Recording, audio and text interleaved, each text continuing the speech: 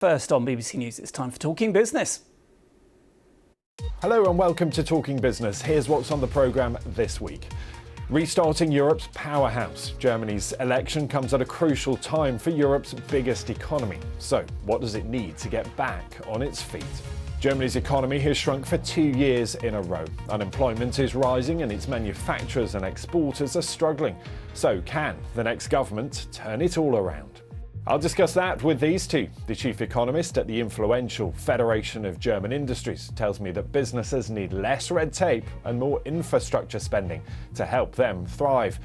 And this entrepreneur and head of the German Startup Association tells me why new ways of thinking could help Germany better compete with foreign competition. Plus, selling software to science. We'll speak to the founder of a company that's powering many of the biggest breakthroughs in the modern economy.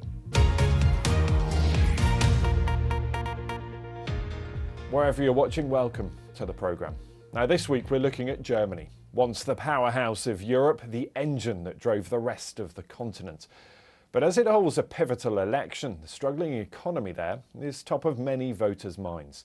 The last 2 years have seen the economy shrink and politicians argue about the best way to revive it, at a time when voters are also concerned about the impact of things like immigration.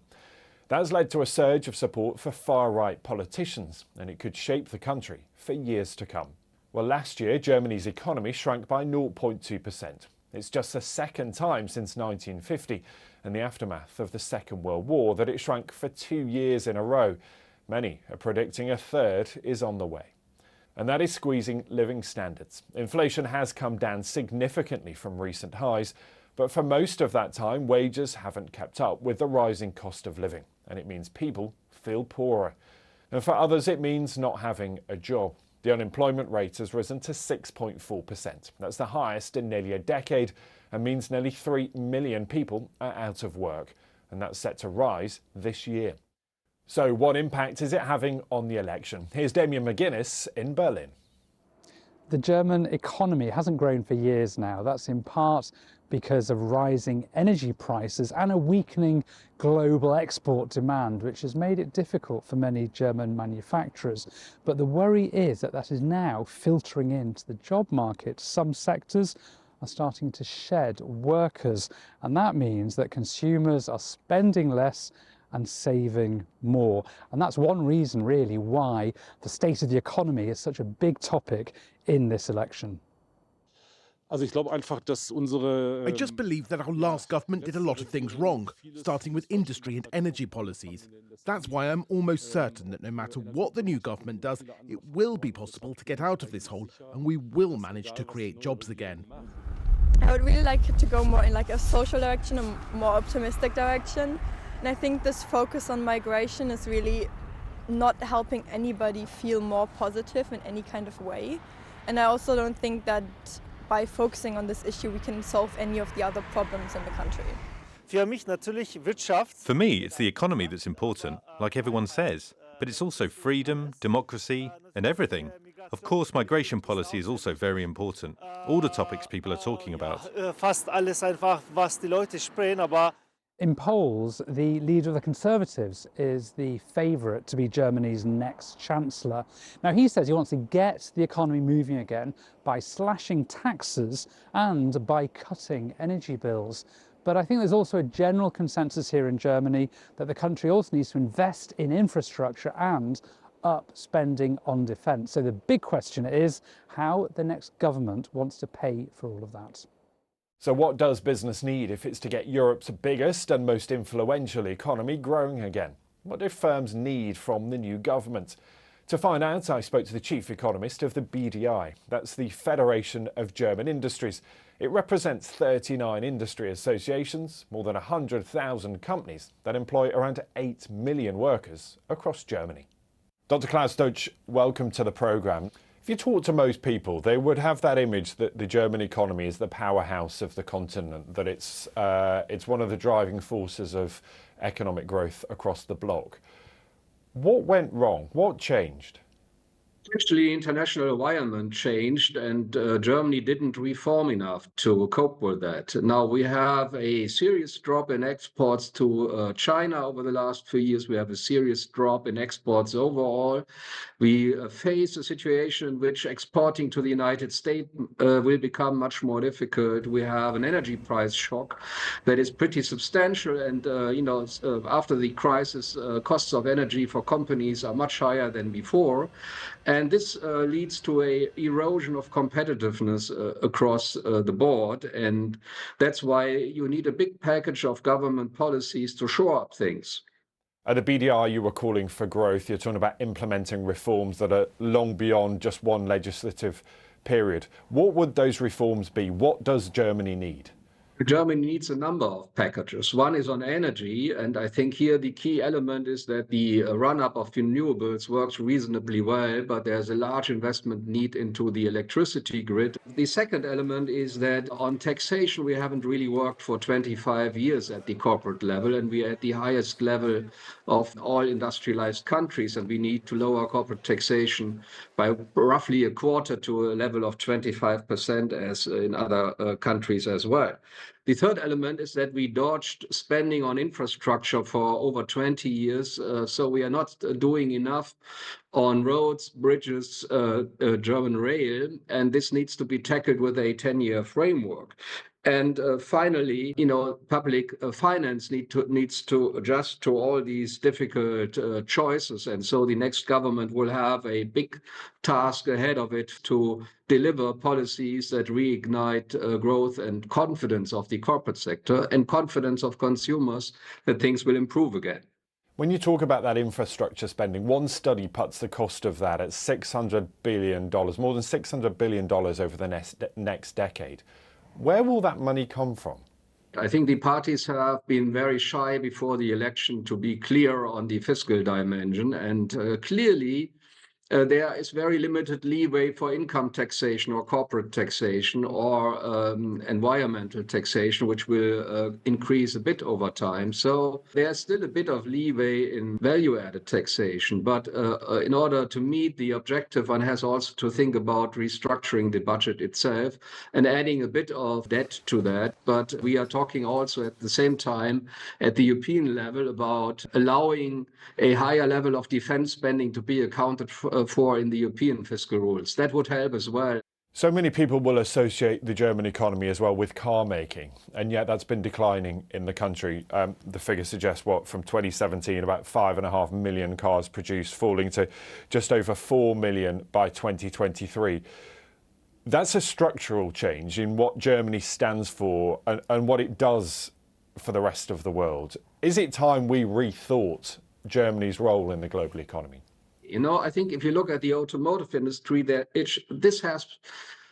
industry has globalized production over the course of the last 25 years much more than anybody else. So I think the situation of domestic production is stabilizing, and the shift to producing fully electric vehicles or hybrids is also moving fast forward. This is not really a big issue. The problem is that demand is changing very fast in China to Chinese models and Chinese electric vehicles, and that protectionism in North America has gained currency. So there's never a time in which the automotive industry doesn't have a serious shock over the last 10 years. And you do see some of that as being also reflected in the production in Germany. But value added and jobs have held up much better than production numbers of cars because companies moved up a value chain. Now you see this in other industries as well, but clearly a negative environment for global exports, a lot of protectionism, localization requirements and all that are also detrimental to the performance of the machine tool industries, the electronics industries, or the chemical industry in Germany. And so the international environment is clearly not very favorable.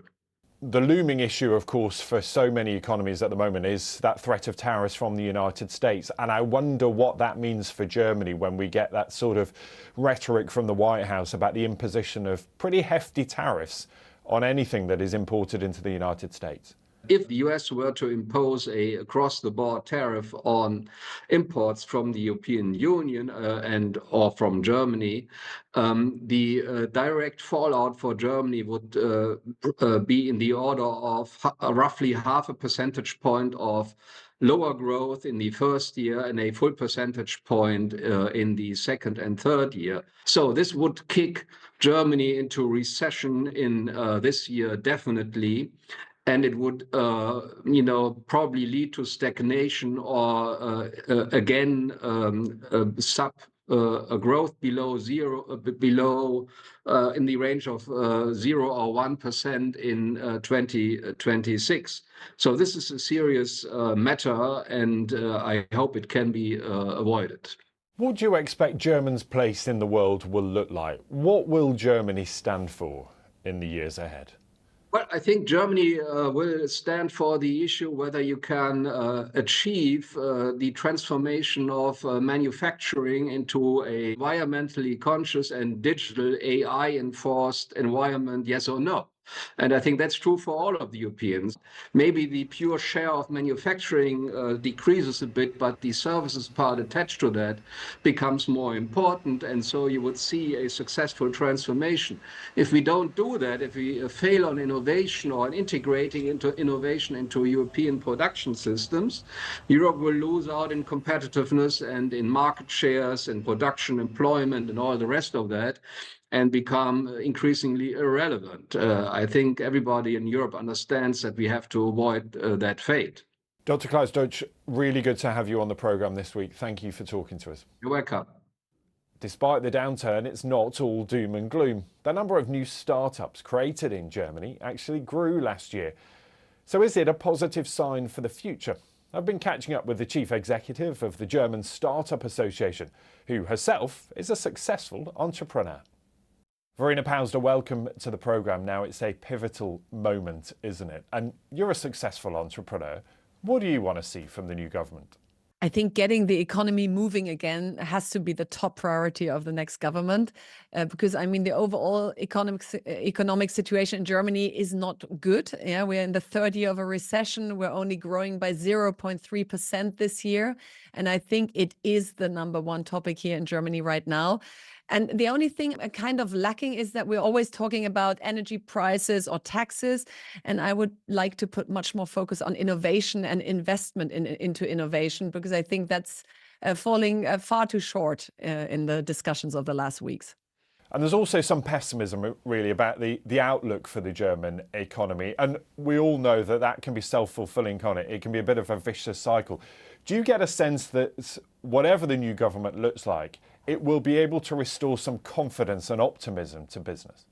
It has to. At the moment, we're world class in putting ourselves down and telling the world basically that we're not good enough anymore. And I think quite the opposite is true. If I look at the top talent we have, the world research and development coming out of our universities, the amount of private capital, and this kind of made in Germany certificate, if you want, so that has kind of lost its value. I would like to put that back in place and start telling the world again that world-class made in Germany is actually possible. And it feels like there's a reassessment of what the German economy stands for. Maybe it's a shift slightly away from manufacturing and towards digital skills and digital innovation. Do you get a sense that the right skills are available, that people in Germany are equipped for the economy that is to come?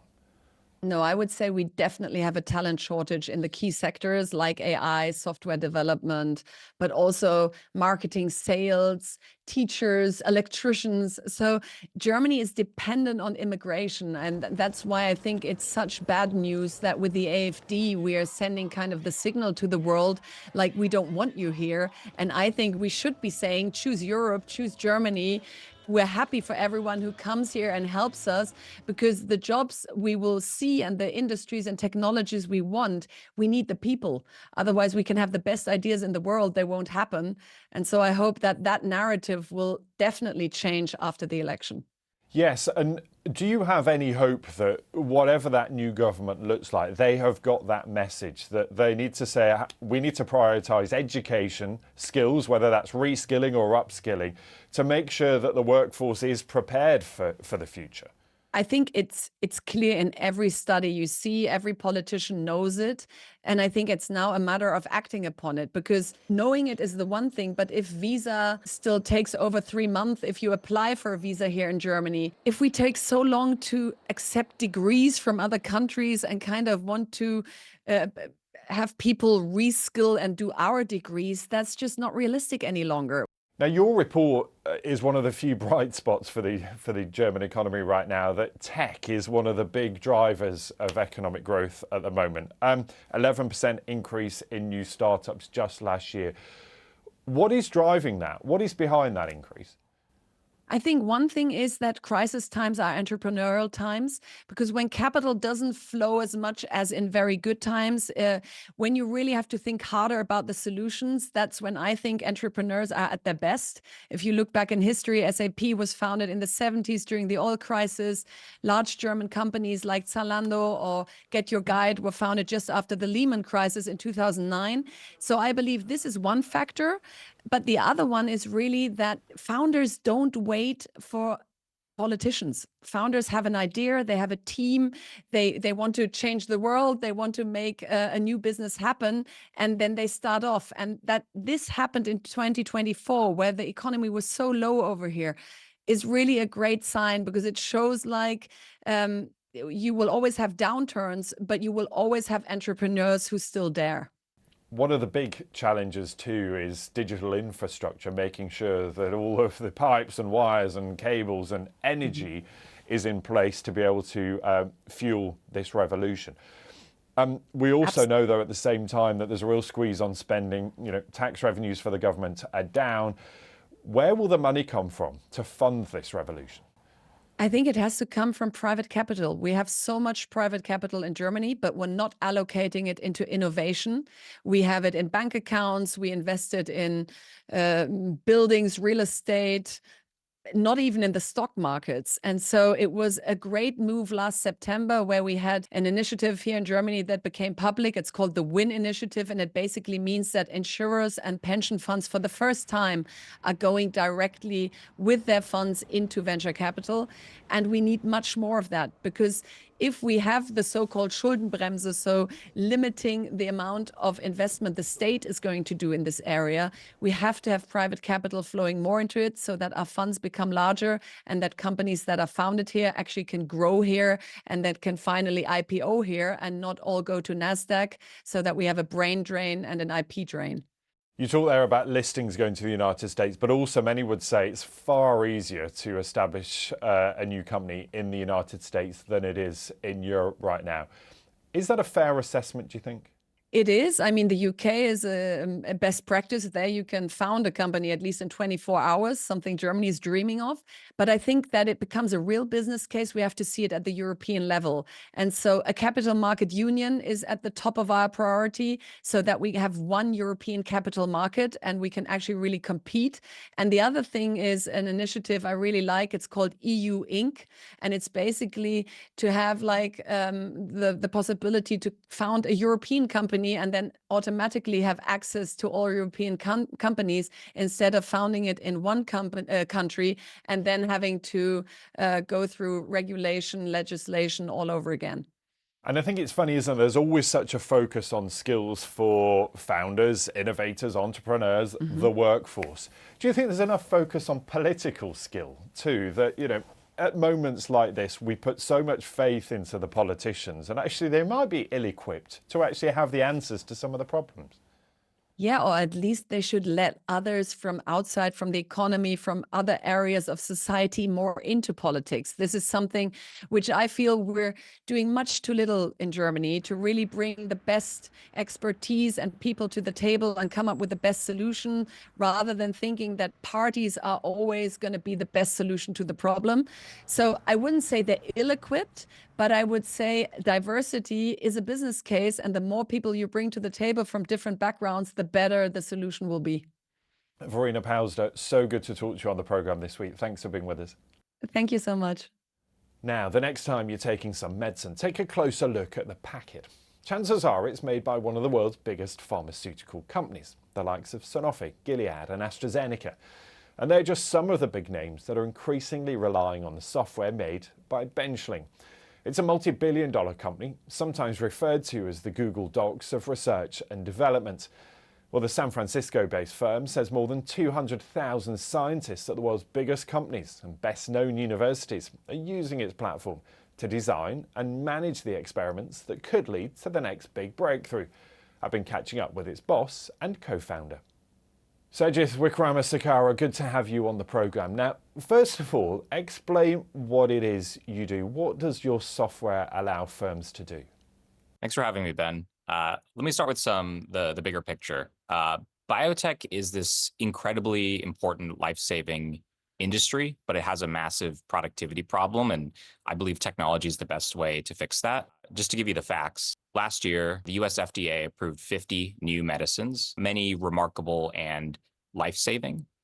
But if you rewind about 10 years, go back a decade, that number was about the same. So over 10 years, hundreds of billions of dollars per year spent on research and development in the sciences, over 1 million people who work in the biopharmaceutical industry around the world, and output is basically flat. Meanwhile, costs have soared. And if you look at other complex industries, for example, battery costs have dropped 10x in the last decade, enabling electric vehicle sales to take over the world. And semiconductors have gotten so good that we have self-driving cars and ChatGPT.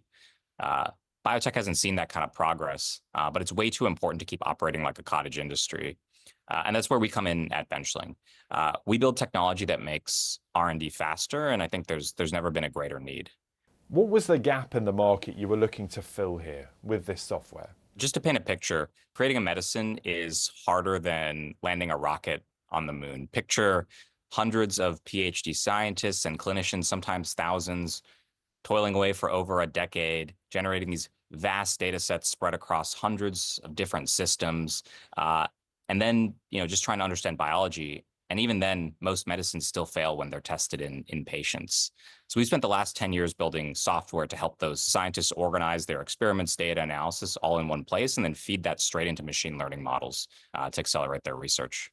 Talk to me about some of the medical conditions or the problems that your software has already helped solve. Absolutely. So we're fortunate to work with 1,200 of the most exciting R&D organizations in the world. It's everything from small startups to lots of big pharma companies like Sanofi or Moderna. Some of the amazing innovations that our customers have brought to market that we've helped support from a technology perspective. Everything from the monoclonal antibodies during COVID to gene editing cures for sickle cell disease to many types of cancer treatments, including reengineering patients' immune system with things like the CAR T, so the first cell therapies for leukemias and other blood cancers. So we're very fortunate to have been part of so many great innovations that have made their way to patients in clinical trials or in the market. Where in the world are you seeing the biggest advantage right now? Where is it that successful R&D is being done, and one would assume where you're focusing your attention? Historically, the US and Europe have been the dominant players in biomedical research and innovation and creating novel medicines to treat patients. But actually, China has been a hot topic recently in the industry. And it's definitely lit a fire. So China has their Made in 2025 plan where they sort of made it a national priority to be world class at, and they're beating the US and Europe in a lot of dimensions on speed and cost right now. This is great for patients. Patients don't care where medicines come from. They just want effective drugs. But it's definitely lit a fire in US and Europe R&D to be faster and more effective. What role does AI play in what you do? Because it does feel that sharing information in a document like yours is rather a linear way of sharing information. What does AI mean for pharmaceutical research? The big opportunity in medicine is to get 10 times, using AI, is to get 10 times the number of medicines approved every year. The industry should be aiming for 500, not 50 drugs per year, and to do it faster. But as you said, there's both a lot of hype and there's a lot of skepticism. Both are warranted, in my opinion. So on one hand, biology is slow and complex and full of unknowns, and it's messy and constrained by the manual nature of doing experiments. This isn't like applying AI to customer support. On the other hand, a lot of making a medicine is finding correlations and connections across really big, vast data sets, and also putting together all the scientific literature out there, something that AI is really suited for. So to give you a really concrete example, getting a drug to patients involves tens of thousands of pages of reports and regulatory filings. I'm pretty optimistic that a large amount of that will be automated in the coming years using AI. Talk to me about your journey in all of this as well, because clearly in the early days you were giving away this sort of stuff for free. Now you're in a position where the company's worth several $1 billion. How did you get there? So we've been at this for more than 10 years. I'm a software engineer by training, but I worked in a molecular biology lab. So I've kind of been in both worlds, and that's how the journey got started. I saw a need for better scientific tools, and I thought, I was equipped to start building them. We actually do still give away part of Benchling for free. So we have a community edition of our product. And if you're a researcher at a university, anywhere in the world, so you have an EDU email address, you can just get on and use it. And part of our thesis was that scientists in academia needed industry grade tools. And so that's worked out well for us. We're used at, I think, over 6,000 universities all around the world. Scientists, graduate students, postdoctoral students, academic researchers just sign up and use Benchling. And then we hope when they go to industry, they use our tools. There is a possibility here, of course. You could facilitate something really game-changing in curing a disease or solving a global problem. That's really exciting, isn't it?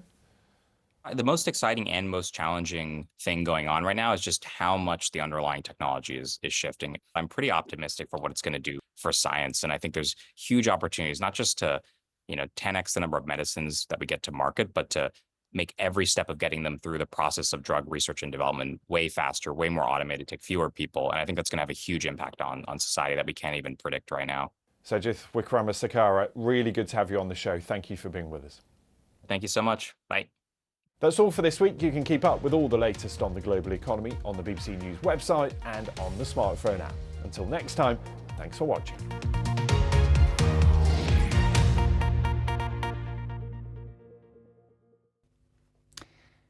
Hello,